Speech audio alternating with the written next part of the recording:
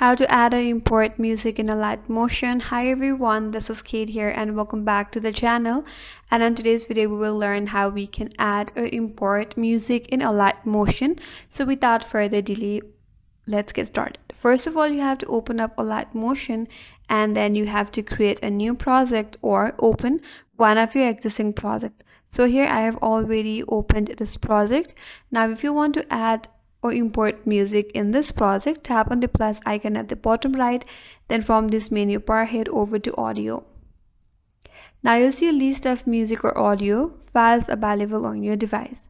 You have to tap or select one of the music that you would like to add on your project.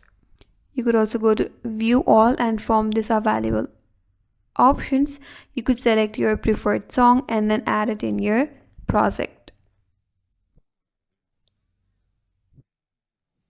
So there you go, now the music has been added. If you want to crop or split this music, you could also do that. So that's it. That's how you can add or import music in Alight Motion, and that's all for today's video. Hope this video was helpful, and if you're new to our channel, consider subscribing. Thanks for watching and stay tuned for more videos.